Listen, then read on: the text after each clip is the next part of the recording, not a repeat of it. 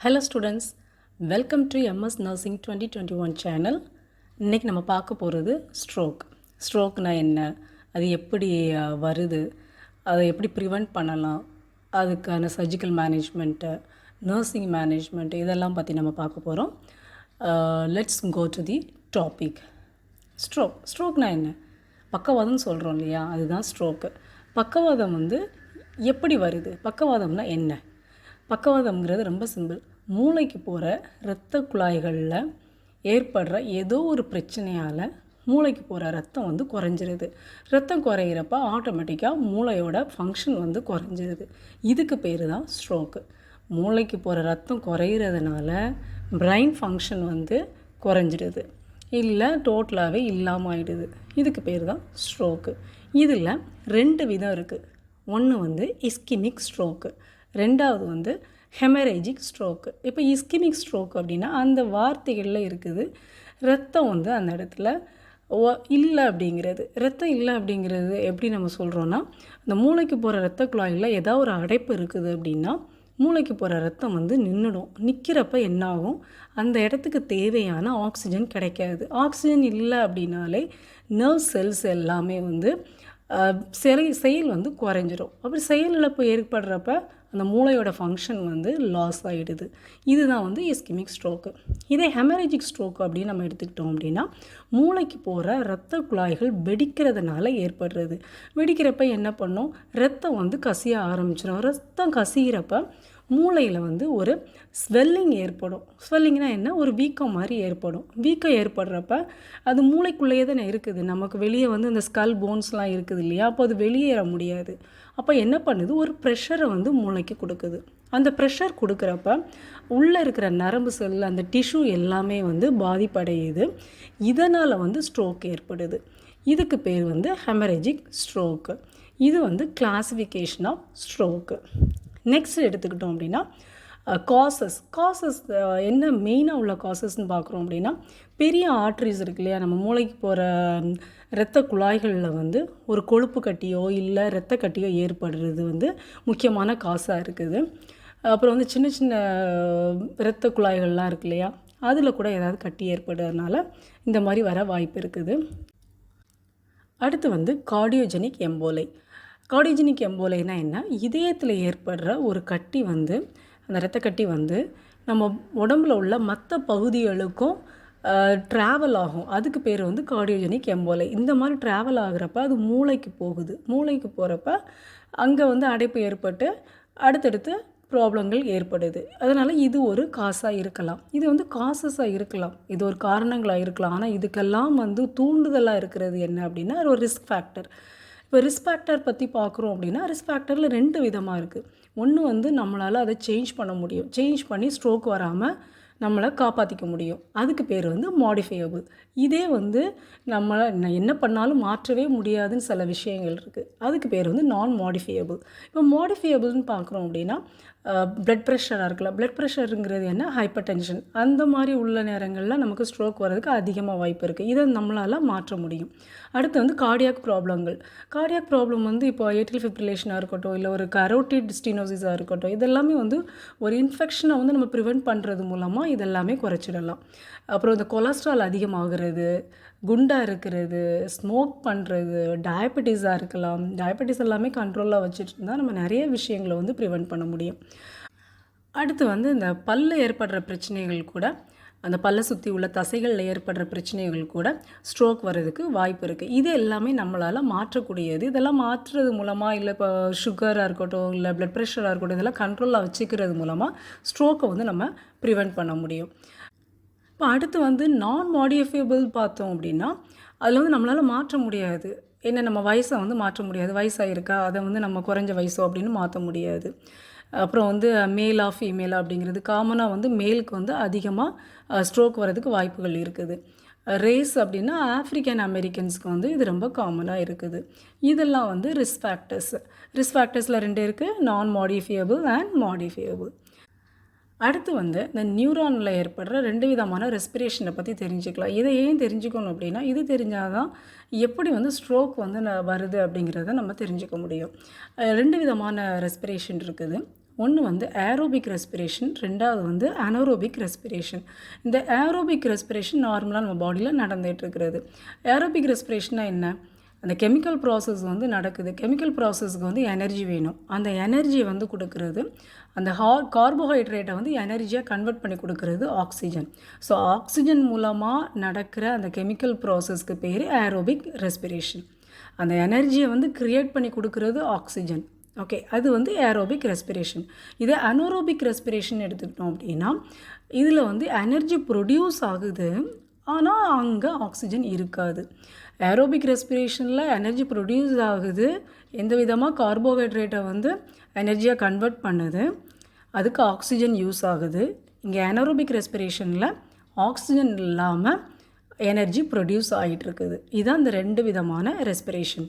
இப்போ நம்ம பேத்தோஃபிசியாலஜிக்கு போகலாம். எப்படி வந்து இந்த ஸ்ட்ரோக் வந்து வருது அப்படிங்கிறத தெரிஞ்சுக்கலாம். நம்ம சொன்ன மாதிரி இந்த காசஸ் மூலமாக மூளைக்கு போகிற ரத்தத்தோட அளவு வந்து குறையுது. சரியா? மூளைக்கு போகிற ரத்தத்தோட அளவு குறைஞ்சாலும் என்ன சொன்னோம், ஆக்சிஜன் அங்கே குறைஞ்சிரும். ஏன்னா பிளட்டு தான் நமக்கு வந்து ஆக்சிஜனை கேரி பண்ணி கொண்டு போயிட்டுருக்குது. அப்போ அந்த இடத்துல என்ன ஆகுது, நியூரான்ஸ், அந்த நர்வ் செல்ஸ்லாம் இருக்குது இல்லையா, அவங்க வந்து அவங்களால ஏரோபிக் ரெஸ்பிரேஷனை வந்து மெயின்டைன் பண்ண முடியாது. ஏன் ஏரோபிக் ரெஸ்பிரேஷனை மெயின்டைன் பண்ண முடியாது? அங்கே தேவையான ஆக்சிஜன் இல்லை. ஆக்சிஜன் இல்லாமல் ஏரோபிக் ரெஸ்பிரேஷன் பண்ண முடியாது. அப்போ அந்த மைட்டோகாண்ட்ரியா இருக்குல்ல, பவர் ஹவுஸ், அது என்ன பண்ணுது, ஆட்டோமேட்டிக்காக அந்த ஏரோபிக் ரெஸ்பிரேஷனை வந்து மாற்றி அனரோபிக் ரெஸ்பிரேஷனாக மாறுது. அனரோபிக் ரெஸ்பிரேஷன் என்னென்னு பார்த்தோம், அதுக்கு ஆக்சிஜன் தேவை இல்லை. அப்போ ஆக்சிஜன் இல்லாமல் வந்து அங்கே ரெஸ்பிரேஷன் நடந்துகிட்ருக்குது. அந்த எனர்ஜி வந்து ப்ரொடியூஸ் ஆகிட்டுருக்குது. அப்போ எனர்ஜி வந்து ஆக்சிஜன் இல்லாமல் ப்ரொடியூஸ் ஆகிறப்ப என்ன ஆகுதுன்னா, நிறைய லாக்டிக் ஆசிட் வந்து ஜெனரேட் ஆகிட்டே இருக்குது. அப்போ நிறைய லாக்டிக் ஆசிட் அங்கே ப்ரொடியூஸ் ஆகிறப்ப ஆட்டோமேட்டிக்காக பிஹெச்சோட லெவல் வந்து நமக்கு மாறிடுது. பிஹெச் லெவல் மாறுறப்ப என்னாகும், ஆட்டோமேட்டிக்காக ஏடிபி வந்து சஃபிஷியண்ட்டாக ப்ரொடியூஸ் பண்ண முடியாது. அப்போது ஏடிபி அங்கே ப்ரொடியூஸ் ஆகலைங்கிறப்பவே அங்கே எனர்ஜி வந்து இல்லை. அப்போ ஏடிபி இல்லாமல் இருக்கிறதுனால ஆட்டோமேட்டிக்காக மூளையோட ஃபங்க்ஷன்ஸ் வந்து பாதிக்குது. மூளையோட ஃபங்க்ஷன் பாதிப்படைகிறதுனால அங்கே ஸ்ட்ரோக் நடக்குது. ஸோ அவங்களுக்கு வந்து ஃபங்க்ஷன்ஸ் வந்து லாஸ் ஆகுது. இதுதான் வந்து பேத்தோஃபிசியாலஜி. அடுத்து பார்த்தோம் அப்படின்னா ஃபைண்டிங்ஸ். இதை எப்படி நம்ம வந்து கண்டுபிடிக்கிறது, பேஷண்ட்டுக்கு வந்து ஸ்ட்ரோக் இருக்குது அப்படிங்கிறது எப்படி கண்டுபிடிக்கிறது, அதை சைன்ஸ் அண்ட் சிம்டம்ஸ் அப்படின்னு பார்த்தோன்னா, ஜென்ரலாக ரைட் சைடு அப்படிங்கிறது க்ரியேட்டிவிட்டி, லெஃப்ட் சைடுங்கிறது லாஜிக்கல். ஸோ இது வந்து காமனாக உள்ளது. இப்போ அதில் ஃபைண்டிங்ஸ் பார்த்தோன்னா, இப்போ ரைட் சைடு பிரைன் வந்து அஃபெக்ட் ஆகிருக்குன்னா காமனாக பேஷண்ட்டுக்கு வந்து லெஃப்ட் சைடு வந்து ஹெமிப்ளீஜியாக இருக்கும். ஹெமிப்ளீஜியானா என்ன, weakness of the one side. அதாவது ஒன் சைடில் மட்டும் அவங்களுக்கு, இப்போ ஒன் சைடில் இருக்கிற ஃபேஸாக இருக்கட்டும், கையாக இருக்கட்டும், காலாக இருக்கட்டும், அவங்களுக்கு வந்து வீக்னஸ் இருக்கும். இப்போ ரைட் சைடில் அஃபெக்ட் ஆகுறதுனால லெஃப்ட் சைடு வந்து அவங்களுக்கு வீக்னஸ் இருக்கும். அதுதான் வந்து லெஃப்ட் சைடு ஹெமிப்ளீஜியா. அவங்களால வந்து தனக்கான வேலைகளை அவங்களால தானாக பண்ணிக்க முடியாது. ரொம்பவே வந்து ஒரு விஷயத்தை வந்து கேட்குற அளவில் அவங்க வந்து ரெஸ்பான்ஸ் பண்ண மாட்டாங்க. அவங்களால எந்த ஒரு முடிவும் இம்மிடியேட்டாக எடுக்க முடியாது. சின்ன சின்ன விஷயங்களில் கூட இம்மிடியேட்டாக எடுக்க முடியாது. ஏன்னா அந்த திங்கிங்கில் வந்து அவங்களுக்கு ப்ராப்ளம் ஆகுது. அவங்களுக்கு அவங்களோட வேலைகளை பண்ண முடியலைங்கிறது கூட அவங்க வந்து அக்செப்ட் பண்ணிக்க மாட்டாங்க. இதெல்லாம் வந்து ரைட் சைடில் இன்னும் வந்து அவங்களுக்கு ரொம்ப எந்த ஒரு விஷயத்தையும் ரொம்ப அதிகமாக தொடர்ந்து வந்து கவனிச்சுட்டு இருக்க முடியாது. இம்மிடியேட்டாக இன்னொரு இடத்துக்கு வந்து ஸ்கிப் ஆகிட்டே இருப்பாங்க. இதெல்லாம் வந்து ரைட் சைடு பிரைன் வந்து அஃபெக்ட் ஆனால் என்ன ஆகுங்கிறது. இதே லெஃப்ட் சைடில் எடுத்துக்கிட்டோம் அப்படின்னா இது வந்து லாஜிக்கல். It's about logical. இப்போ அதில் ஃபைண்டிங்ஸ் பார்க்குறோம்னா ரைட் சைடு ஹெமிப்ளீஜியாக இருக்கும். எப்போவுமே வந்து மூளையில் வந்து ரைட் சைடில் அஃபெக்ட் ஆச்சுதுன்னா லெஃப்ட் சைடில் வந்து நமக்கு சிம்டம்ஸ் பார்க்க முடியும். இதே லெஃப்ட் சைடில் அஃபெக்ட் ஆகுதுன்னா ரைட் சைடில் வந்து நம்ம சிம்டம்ஸ் பார்க்க முடியும். ஸோ ரைட் சைடு ஹெமிப்ளீஜியா, அதாவது ரைட் சைடில் உள்ள ஃபேஸு, கை, காலெல்லாம் வந்து வீக்னஸ் இருக்கும். அடுத்து வந்து அஃபேசியாங்கிறது வந்து கம்யூனிகேஷனில் வந்து பிரச்சனைகள் இருக்கும். அவங்களால ப்ராப்பராக கம்யூனிகேட் பண்ண முடியாது. அதுக்கு பேர் வந்து அஃபேசியா. அடுத்து பார்த்தோம் அப்படின்னா ரொம்பவே வந்து ஒரு சோர்வாக இருந்துகிட்டு இருப்பாங்க. யார்கிட்டையும் அதிகமாக பேச மாட்டாங்க. சடனாக ரொம்ப கோவப்படுவாங்க. இதை செய்கிறதா அதை செய்கிறதாங்கிற மாதிரி ஒரு ஃப்ரஸ்ட்ரேஷன்லேயே இருந்துகிட்டு இருப்பாங்க. இதெல்லாம் வந்து லெஃப்ட் சைடு பிரைன் அஃபெக்ட் ஆச்சுதுன்னா இவங்களுக்கு வந்து இந்த சிம்டம்ஸ் இருக்கும். இப்போ காமனாக இன்னும் சில ப்ராப்ளம்ஸ் இருக்கும். அது என்ன அப்படின்னா ஹெமிபேரசிஸ். இப்போ ஹெமிபேரசிஸுங்கிறது நம்ம ஹெமிப்ளீஜியான்னு சொன்னோம் இல்லையா, அதே தான். வீக்னஸ் இருக்கும் ஒன் சைடில் வந்து அவங்களால அவங்களால ஒன் சைடை வந்து எந்த ஒரு இதுவும் மூமெண்ட் கொடுக்க முடியாது. அதுக்கு பேர் வந்து ஹெமிபேரசிஸ். ஹெமிப்ளீஜியா அப்படின்னா லாஸ் ஆஃப் ஸ்ட்ரென்த் ஒன் சைடில் மட்டும் இருக்கும். அதை வந்து இல்லை பேரலைசிஸ்ன்னு கூட நம்ம சொல்லுவோம். எஸ்பெஷலாக வந்து அந்த ஆர்ம், லெக் அண்ட் ஃபேஸில் வந்து அவங்களுக்கு லாஸ் ஆஃப் ஸ்ட்ரென்த் இருக்கிறதுக்கு பேர் ஹெமிப்ளீஜியா.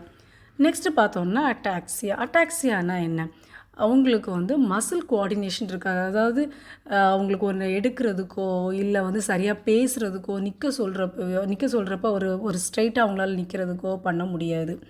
அந்த கோஆர்டினேஷன்லாம் இருக்காது. இப்போ வந்து ஒரு எடுத்து இப்போ சாப்பிட்றதுக்கு போகணும் அப்படின்னு நினச்சா கூட அவங்களால வந்து அதை சாப்பிட முடியாது. கை வந்து வேறு எங்கேயோ போகும், வாய் பக்கத்தில் போகாமல் வேறு எந்த பக்கமோ போகும். இதுக்கெல்லாம் பேர் தான் வந்து அட்டாக்சியா. நம்ம ஆக்சுவலாக ஸ்ட்ரோக் பேஷண்ட்டுக்கு வந்து இம்மிடியேட்டாக நம்ம ஃபுட்டு கொடுக்க மாட்டோம். ஏன்னா அவங்களுக்கு வந்து ஃபேஸ் வீக்னஸ் இருக்கிறதுனால அவங்களுக்கு ஸ்வாலோயிங் ப்ராப்ளம் ஆகும். ஸ்வாலோயிங் வந்து அங்கே கேக் ரிஃப்ளக்ஸஸ் எல்லாமே இருக்கான்னு செக் பண்ணதுக்கப்புறம் தான் நம்ம ஃபுட்டு கொடுக்கணும். இது வந்து ஒரு எக்ஸாம்பிளுக்காக தான் உங்களுக்கு நான் சொல்லியிருக்கிறேன். அடுத்து வந்து டிஸ்ஆர்த்ரியா அப்படிங்கிறது வந்து அவங்களால பேச முடியாது. ரொம்ப கஷ்டப்படுவாங்க பேசுகிறதுக்கு. நீங்கள் பக்கவாதம் வந்து பேஷண்ட்ஸ்லாம் பார்த்துருப்பீங்க. அவங்களால வந்து பேச முடியாது. இது வந்து டிஸ்ஆர்த்ரியா. அடுத்து வந்து டிஸ்ஃபேஜியா அப்படின்னா அவங்களுக்கு ஸ்வாலோ பண்ண முடியாது. ஸ்வாலோ பண்ணுறதுக்கு ரொம்ப கஷ்டமாகவே இருக்கும். ஏன்னா சாப்பாடுலாமே கொடுக்கக்கூடாது. ஏன்னா இந்த மாதிரி நேரங்களில் கொடுக்குறப்ப என்ன ஆகும் அப்படின்னா சுவாச குழாய்களில் போகிறதுக்கு வாய்ப்புகள் இருக்குது. அதனால் நம்ம செக் பண்ணிவிட்டு தான் ஃபுட்டோ இல்லை வாட்டரோ நம்ம பேஷண்ட்டுக்கு வந்து கொடுக்கணும். ஸோ இம்மிடியேட்டாக அவங்க ஸ்ட்ரோக் ஆனவொன்னே பார்க்குறீங்கன்னா அவங்களுக்கு எதுவுமே கொடுக்கக்கூடாது. அடுத்து வந்து பேரஸ்தீசியா அப்படிங்கிறது வந்து இப்போ நரம்பு பிரச்சனை அப்படின்னோடனே நமக்கு வந்து தோன்றது என்னென்னா அப்படியே கையெல்லாம் வந்து இந்த பொறியாக இருக்கிற மாதிரி இருக்கும். எப்படின்னா இந்த பட்டாசு வெடித்தா ஒரு மாதிரி இருக்கும் இல்லையா, அந்த பொறியாக இருக்கிற மாதிரி இருக்கலாம். அந்த மாதிரி நமக்கு வந்து ஸ்கின் கீழே நமக்கு வந்து ஃபீல் பண்ண முடியும். ஸ்பெஷலாக வந்து இந்த கை கால்களில் வந்து நம்ம அந்த ஃபீல் பண்ண முடியும். அதே நேரத்தில் அவங்களுக்கு ஒரு பேர்னிங் சென்சேஷன் இருக்கும். அப்படியே வந்து பின் வச்சு குத்துற மாதிரியே ஒரு ஃபீலிங் இருந்துகிட்டே இருக்கும். உணர்வுகள்லாம் குறைய ஆரம்பிக்கும்.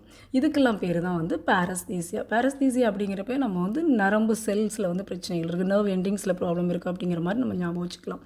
அடுத்து வந்து எக்ஸ்ப்ரெசிவ் அப்பேசியா அப்படிங்கிறது நம்ம முன்னாடியே சொன்னோம், கம்யூனிகேட் பண்ணுறதுல அவங்களுக்கு ப்ராப்ளம் இருக்கும். அதில் 3 விதமாக இருக்குது. ஒன்று வந்து எக்ஸ்ப்ரெசிவ் அப்பேசியா, நெக்ஸ்ட்டு வந்து ரிசப்டிவ் அப்பேசியா, 3வது வந்து குளோபல் அப்பேசியா. இப்போ எக்ஸ்ப்ரெசிவ் அப்பேசியா அப்படின்னு பார்க்குறோம் அப்படின்னா அவங்களால அண்டர்ஸ்டாண்ட் வந்து பண்ணிக்க முடியும், பட் அவங்களால பேச முடியாது. நம்ம பேசுகிறது வந்து அவங்களால புரிஞ்சிக்க முடியும், பட் அவங்களால பேச முடியாது. பேச முடியும், கொஞ்சம் கஷ்டப்பட்டு பேசுவாங்க, ஃப்ளூயண்ட்டாக அவங்களால பேச முடியாது. இதுக்கு பேர் வந்து எக்ஸ்ப்ரெசிவ் அப்பேசியா. இதே ரிசப்டிவ் அப்பேசியா அப்படின்னு சொல்கிறோம் அப்படின்னா அவங்களால வந்து நமக்கு சொல்கிற வேர்ட்ஸோ இல்லை நம்ம கொடுக்குற சைகையோ அவங்களால வந்து புரிஞ்சிக்க முடியாது. அதுக்கு பேர் வந்து ரிசப்டிவ் அப்பேசியா. எந்த ஒரு நம்ம கொடுக்குற எந்த ஒரு ஸ்டிமுலையோ அவங்களால ஐடென்டிஃபை பண்ணிக்க முடியாது. அது நம்ம பேசுகிறதா இருக்கட்டும் இல்லை நம்ம காட்டுற பொருளாக இருக்கட்டும், அதெல்லாம் அவங்களால வந்து ரெகனைஸ் பண்ண முடியாது. அதுக்கு பேர் வந்து ரிசப்டிவ் அப்பேசியா. இதே குளோபல் அப்பேசியா அப்படின்னு நம்ம எடுத்துக்கிட்டோம் அப்படின்னா அவங்களால வந்து ஒரு ஃபியூ வேர்ட்ஸ் தான் வந்து அண்டர்ஸ்டாண்ட் பண்ணிக்கவோ இல்லை அவங்களால சொல்லவோ முடியும். இதுக்கு பேர் வந்து குளோபல் அப்பேசியா. ஸோ எக்ஸ்ப்ரெசிவில் வந்து அவங்களுக்கு வந்து அண்டர்ஸ்டாண்ட் பண்ணிக்க முடியும், பட் பேசுகிறது ரொம்ப கஷ்டப்படுவாங்க. ரிசப்டிவில் வந்து அவங்களால எதுவும் அண்டர்ஸ்டாண்ட் பண்ணிக்க முடியாது, வேர்ட்ஸோ இல்லை நம்ம கொடுக்குற சைகையோ அவங்களால அண்டர்ஸ்டாண்ட் பண்ணிக்க முடியாது. குளோபல் அப்பேசியாவில் அவங்களால அண்டர்ஸ்டாண்ட் ஒரு ஃபியூ வேர்ட்ஸ் மட்டும்தான் அண்டர்ஸ்டாண்ட் பண்ணுறதோ இல்லை வந்து சொல்கிறதுக்கோ முடியும்.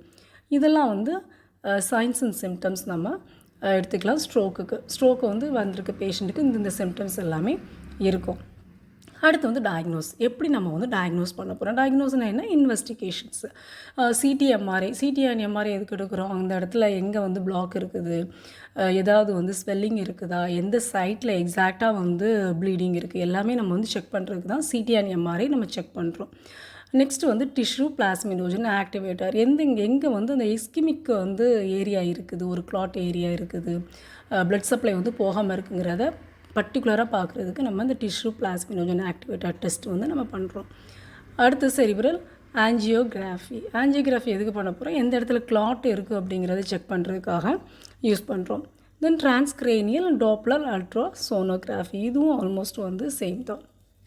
இஇஜி வந்து எலக்ட்ரிக்கல் சிக்னல்ஸ் வந்து எந்த அளவில் இருக்குது அப்படிங்கிறத நம்ம செக் பண்ணுறோம். தென் பெட் ஸ்கேனும் நம்ம எதுக்கு பார்க்குறோம் அப்படின்னா எந்த அளவுக்கு வந்து பிரெயினோட ஃபங்க்ஷன் இருக்குது அப்படிங்கிறத செக் பண்ணுறதுக்கு நம்ம பண்ணுறோம். அடுத்து நம்ம வந்து பார்க்குறது மேனேஜ்மெண்ட்டில் வந்து ஃபஸ்ட்டு மெடிக்கல் மேனேஜ்மெண்ட் பார்க்கலாம். மெடிக்கல் மேனேஜ்மெண்ட்டில் ஃபஸ்ட்டு பார்க்குறது வந்து ரிகாம்பினன்ட் டிஷ்யூ பிளாஸ்மினோஜன் ஆக்டிவேட்டர். ஏன்னா அங்கே கிளாட் இருக்குது, நம்ம கிளாட்டை வந்து ரிமூவ் பண்ணி விடணும். ஸோ நம்ம கிளாட்டை ரிமூவ் பண்ணுறப்ப பிளாஸ்மினோஜன் ஆக்டிவேட்டர் கொடுக்குறோம். ஸோ நம்ம அதை கொடுக்குறப்ப என்ன பண்ணணும்னா ப்ளீடிங் வந்து நம்ம ரெகுலராக செக் பண்ணிகிட்டே இருக்கணும். ஏதாவது ப்ளீடிங் இருக்கா இல்லையா, பிடிடி எல்லாமே நம்ம ரெகுலராக செக் பண்ணிகிட்டு இருக்கணும். பிகாஸ் நம்ம வந்து கிளாட்டை ரிமூவ் பண்ணுறதுக்கு நம்ம ப்ளீடிங்கை பிளாஸ்மினோ கொடுத்துட்ருக்குறோம். அப்போ எக்ஸ்ட்ரா வந்து ப்ளீடிங் ஆகிடக்கூடாது. அடுத்து அதோட ஆக்ஷன் நம்ம பார்த்தோம் அப்படின்னா, இந்த பிளாஸ்மினோஜன் ஆக்டிவேட்டர் போயிட்டு ப்ரோட்டீனை வந்து ஆக்டிவேட் பண்ணுது. ப்ரோட்டீனை ஆக்டிவேட் பண்ணுறப்ப ஃபைப்ரினோலைசிஸ் நடக்குது. ஃபைப்ரினோலைசிஸ்னால் என்ன, அந்த கிளாட் இருக்குது இல்லையா, அந்த கிளாட் வந்து அப்படியே பிரித்து விடுறது, தனித்தனியாக பிரித்து விடுறதுனால என்ன ஆகுது, அப்படியே டிசால்வ் ஆகி அது பிளட்டோட கலந்து அப்படியே மூவ் ஆகிடுது அந்த கிளாட்டு. இதுதான் வந்து டிஷ்யூ பிளாஸ்மினோஜன் ஆக்டிவேட்டரோட ஆக்ஷன். இது எவ்வளோ நேரத்துக்குள்ளே அந்த ட்ரக்கை கொடுக்கணுன்னா வித்தின் 3 ஹவர்ஸில் கொடுக்குறது ரொம்ப நல்லது. மேக்ஸிமம் வந்து 3 to 4.5 ஹவர்ஸுக்குள்ளே கொடுத்துடணும். இப்படி கொடுக்குறதுனால வந்து நம்ம காம்ப்ளிகேஷன்ஸை வந்து ப்ரிவெண்ட் பண்ணலாம். நெக்ஸ்ட்டு பார்த்தோம் அப்படின்னா இன்க்ரீஸ்டு ஐசிபி. இப்போது நம்ம அந்த இடத்துல சொன்னோம் இல்லையா, ஒரு ஸ்வெல்லிங் இருக்கிறனால அந்த ஐசிபி, அதாவது இன்ட்ராக்ரேனியல் ப்ரெஷர் வந்து ஹை ஆகிறதுக்கு வாய்ப்பு இருக்குது. இப்போ இன்ட்ராக்ரேனியல் ப்ரெஷர் ஹையாக இருக்குது அப்படின்னா நம்ம என்ன கொடுப்போம்னா ஆஸ்மோட்டிக் டயரோட்டிக்ஸ் கொடுப்போம். எக்ஸாம்பிள் வந்து மேனிட்டால். இப்போ இந்த மேனிட்டால் கொடுக்கறதுனால அந்த ஃப்ளூயிட்ஸை வந்து நம்ம ட்ரைன் அவுட் பண்ண முடியும். நார்மலில் வந்து நம்ம பிஎஸ்சி ஓடி பார்த்தோம் அப்படின்னா 30 to 35 mmHgக்குள்ளே மெயின்டைன் பண்ணிக்கிட்டே இருக்கணும். இப்போ அந்த ஐசிபி இன்க்ரீஸ் ஆகிருக்கிறதுனால பேஷண்ட்டோட ஹெட் அண்ட் வந்து எலிவேட் பண்ணி வச்சுருக்குறோம். எதுக்குன்னா நம்ம ஹைபாக்சியாவை வந்து ப்ரிவெண்ட் பண்ணுறதுக்கு, ஆக்சிஜனோட அளவு வந்து குறையிறத ப்ரிவெண்ட் பண்ணுறதுக்காக நம்ம ஹெட் அண்ட் வந்து எலிவேட் பண்ணி வைக்கணும். அடுத்து வந்து நம்ம இடி டியூப் இன்சர்ஷன். இப்போது தேவைப்பட்டுச்சுன்னா இடி டியூப் வந்து இன்சர்ட் பண்ணியிருப்பாங்க. அந்த நேரங்களில் இடி டியூப் கேர் வந்து நம்ம இது பண்ணிக்கணும். நீடட்னா மட்டும்தான் அதை பண்ண போகிறாங்க. அப்படி நீடட் இருக்கிறப்போ வந்து we should take care of the endotracheal tube. அடுத்து பார்த்தோம் அப்படின்னா சர்ஜிக்கல் மேனேஜ்மெண்ட். இப்போ சர்ஜிக்கல் மேனேஜ்மெண்ட்டில் வந்து 2 இருக்குது. ஃபஸ்ட்டு வந்து கரோட்டிட் எண்டார்டிரெக்டமி. இந்த இதில் என்ன பண்ணுறாங்க அப்படின்னா, அங்கே ஒரு கொழுப்பு கட்டியோ இல்லை வந்து ஒரு கிளாட் ஆஃப் ஆகிருக்குன்னு சொல்லணும் இல்லையா, ஒரு த்ராம்பஸ் ஃபார்மேஷனோ, அதை வந்து நம்ம ரிமூவ் பண்ணி எடுக்கிறோம்.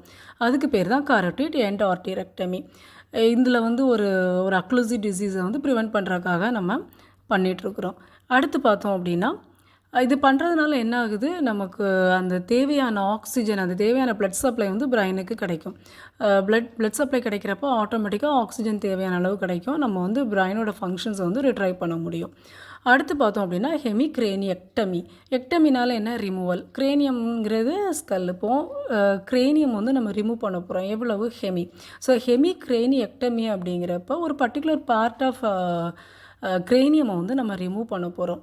அதை ரிமூவ் பண்ணுறதுக்கு ஃபஸ்ட்டு அந்த ஸ்கின் ஃப்ளாப்பை வந்து ரிமூவ் பண்ணிவிட்டு அதுக்கப்புறம் கிரேனியம் வந்து ரிமூவ் பண்ணுறாங்க. அந்த ஸ்கல்லை ரிமூவ் பண்ணதுக்கப்புறம் ஒரு பல்ஜ் மாதிரி வெளியே பவுச் மாதிரி வெளியே வரும். அப்படி வரப்போ என்ன ஆகும் அப்படின்னா, உள்ளே ஒரு ப்ரெஷர் இருக்கும் இல்லையா, ஒரு ஸ்வெல்லிங் இருந்து ஒரு ப்ரெஷர் இருக்கிறது வந்து இங்கே ரிலீஸ் ஆகும்.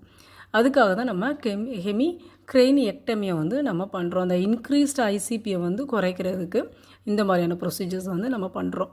இதுதான் 2 சர்ஜிக்கல் மேனேஜ்மெண்ட். அடுத்து பார்த்தோம் அப்படின்னா ஃபஸ்ட் எய்ட் மேனேஜ்மெண்ட். ஒரு பேஷண்ட்டுக்கு வந்து இப்போ ஸ்ட்ரோக் வந்திருக்கு, அதை எப்படி ஐடென்டிஃபை பண்ணுறது, ஐடென்டிஃபை பண்ணதுக்கப்புறம் என்ன பண்ணணும் என்ன பண்ணக்கூடாது அப்படிங்கிறத பார்க்கலாம். இதுக்கு வந்து அக்ரோனியம் என்ன சொல்கிறாங்கன்னா பி ஃபாஸ்ட். முன்னாடி ஆக்ட் ஃபாஸ்ட், இப்போ பி ஃபாஸ்ட் அப்படிங்கிறப்ப வந்து பி அப்படிங்கிறது பேலன்ஸ். நம்ம வந்து அவங்களுக்கு பேலன்ஸ் இருக்காது, சடனாக நின்றுட்டுருக்காங்கன்னா விழுகிற மாதிரி பண்ணுவாங்க. இப்போ உட்காந்துட்ருக்காங்க அப்படின்னாலுமே ஒரு பேலன்ஸ்டு வந்து இப்போ நம்ம தலை சுற்றுற மாதிரி இருக்குன்னு சொல்லுவோம் இல்லையா, அந்த மாதிரி இருக்கும். அவங்களுக்கு வந்து சரியாக பார்வைகள் அப்படியே மங்கலாக தெரிகிற மாதிரி இருக்கும். அப்போவே நம்ம வந்து ஒரு ஐடென்டிஃபை பண்ணிக்கலாம். ஒரு சைடில் வந்து ஃபேஸில் இப்போ ஒரு சைடில் அப்படியே இழுத்துட்டு போகிற மாதிரி இருக்குன்னு சொல்லுவோம் இல்லையா, அந்த மாதிரி இருக்கும். கையெல்லாம் வந்து அவங்களால தூக்க முடியாது. நம்ம தூக்கிட்டு விட்டால் கூட அப்படியே கீழே விட்டுருவாங்க. பேச அவங்களால முடியாது. ஏன்னா அந்த ஒரு சைடாக வந்து இழுத்துட்டுருக்குன்னு சொல்கிறோம் இல்லையா, அதனால் அவங்களால பேச முடியாது. இந்த மாதிரிலாம் பார்க்குறீங்க அப்படின்னா இம்மிடியேட்டாக வந்து நம்ம ஆம்புலன்ஸுக்கு கால் பண்ணணும். இதுக்கு இடையில வந்து பேஷண்ட்டுக்கு இப்போ ஃபேஸ்லலாம் அவங்களுக்கு வீக்னஸ் தெரியுது, ஆர்ம்லலாம் வீக்னஸ் தெரிஞ்சு இந்த சிம்டம்ஸ் எல்லாம் இருக்குது அப்படின்னா இம்மிடியேட்டாக வந்து உடனே எல்லோரும் தண்ணி கொடுக்கணும்னு சொல்லுவாங்க. ஸோ எந்த ஒரு இதுவுமே கொடுக்கக்கூடாது. அப்படி கொடுக்குறதுனால அவங்களுக்கு வந்து ஆஸ்பிரேட் ஆகிறதுக்கு வாய்ப்பு இருக்குது. அதனால் நம்ம அதை கொடுக்கக்கூடாது. இம்மிடியேட்டாக ஆம்புலன்ஸ் கால் பண்ணிவிட்டு பேஷண்ட்டை உடனே நம்ம ஷிஃப்ட் பண்ணணும். அப்படி ஷிஃப்ட் பண்ணுறதுனால பேஷண்ட்டோட காம்ப்ளிகேஷன்ஸ் வந்து நம்ம குறைக்க முடியும். அடுத்து வந்து நர்சிங் மேனேஜ்மெண்ட். இப்போ நர்சிங் மேனேஜ்மெண்ட்டில் வந்து பேஷண்ட் வந்து ஹாஸ்பிட்டலுக்கு வந்துட்டாங்க அப்படின்னா நம்ம இம்மிடியேட்டாக நம்ம என்ன பண்ண போகிறோம், வைட்டல் சைன்ஸ் பார்க்க போகிறோம். பேஷண்ட்டோட பிளட் ப்ரெஷர் பார்க்க போகிறோம். அவங்களோட vital monitoring like oxygen level என்ன, இதெல்லாமே நம்ம செக் பண்ணணும். இது கண்டினியூஸாக பண்ணிக்கிட்டேவும் இருக்கணும். ஏன்னா ப்ரெஷர் லெவல் வந்து ஹையாகவே இருந்துகிட்டே இருக்குது அப்படின்னா இன்னும் உள்ள ப்ளீடிங் ஆகிறதுக்கெலாம் சான்சஸ் இருக்குது. ஸோ பிளட் வெசல்ஸ் வந்து ரப்ச்சர் ஆக சான்சஸ் இருக்குது. அப்போ அந்த கண்ட்ரோல் வந்து எப்படி இருக்குங்கிறத மானிட்டர் பண்ணுறதுக்கு கண்டினியூஸாக வைட்டல் சைன்ஸ் பார்த்துக்கிட்டே இருக்கணும். அடுத்து வந்து நியூராலஜிக்கல் அசஸ்மெண்ட் பண்ணணும். நியூராலஜிக்கல் அசஸ்மெண்ட் எதுக்காக பண்ணுறோம், அப்போ எந்த அளவுக்கு வந்து அவங்களோட ஃபங்க்ஷனல் ஆக்டிவிட்டீஸ் இருக்குது, நியூரோனல் ஆக்டிவிட்டீஸ்லாம் இருக்குது அப்படிங்கிறத தெரிஞ்சுக்கிறதுக்காக நியூராலஜிக்கல் அசஸ்மெண்ட் வந்து நம்ம பண்ணிகிட்ருக்கணும். அடுத்து பார்த்தா பொசிஷனிங். ஏன் வந்து இங்கே பொசிஷனிங் இம்பார்ட்டன்ட் அப்படின்னா, ஒன் சைடு வீக்னஸ் இருக்குது, பேஷண்ட் பெட்ரிடனாகவே இருப்பாங்க. ரெகுலராக நீங்கள் வந்து பொசிஷன் மாற்றிக்கிட்டே இருக்கணும். அடுத்து வந்து அவங்களுக்கு அந்த பொசிஷனிங்கில் இம்பார்ட்டன்ட், அந்த கையெல்லாம் வந்து ஒன் சைடு எந்த சைடு வீக்னஸ் இருக்கோ அந்த இடத்துல வந்து அந்த ஆக்சிலா கீழே வந்து ஒரு பில்லோ கொடுத்து நம்ம சப்போர்ட் பண்ணுறது மூலமாக அவங்களுக்கு வந்து அந்த மொபிலிட்டி ப்ராப்ளம்ஸை வந்து ப்ரிவெண்ட் பண்ண முடியும். ஏன் மொபிலிட்டி ப்ராப்ளம்ஸ் அப்படின்னு சொல்கிறோம் அப்படின்னா, அவங்க ஒரே பொசிஷனில் தொடர்ந்து இருந்துக்கிட்டே இருக்கிறப்ப என்ன ஆகும் அப்படின்னா, ரிஜிடிட்டி வந்து அதிகமாகும். அடுத்து அவங்க வந்து மூவ் பண்ணணும்னு நினச்சா கூட அவங்களுக்கு ரொம்ப டிஃபிகல்ட்டாக இருக்கும். அதனால் நம்ம வந்து சப்போர்ட் கொடுத்து வச்சுருக்கணும். எந்த சைடு அஃபெக்ட் ஆகிருக்கும் அந்த பக்கங்கள் எல்லாமே ஃப்ரீக்வெண்ட்டாக வந்து அவங்களுக்கு எக்ஸசைஸ் வந்து பண்ண வைக்கணும். இப்போ எக்ஸசைஸுங்கிறப்ப பேஷண்ட்டால் பண்ண முடியாது. நம்ம வந்து ரேஞ்ச் ஆஃப் மோஷன்ஸ் வந்து பண்ணணும். ஹவு மெனி டைம்ஸ் பண்ணலாம் அப்படின்னா 4 to 5 டைம்ஸ் வந்து ஒரு டேயில் பண்ணுறதுனால அந்த இம்மொபிலிட்டி ப்ராப்ளம்ஸ் எல்லாம் குறைக்க முடியும். நான் முன்னாடி சொன்ன மாதிரி அந்த ஜாயிண்ட்டில் வந்து ஸ்டிஃப்னஸ் எல்லாம் வராமல் இருக்கிறதுக்கு நம்ம வந்து எக்ஸசைஸ் கொடுத்துக்கிட்டே இருக்கணும்.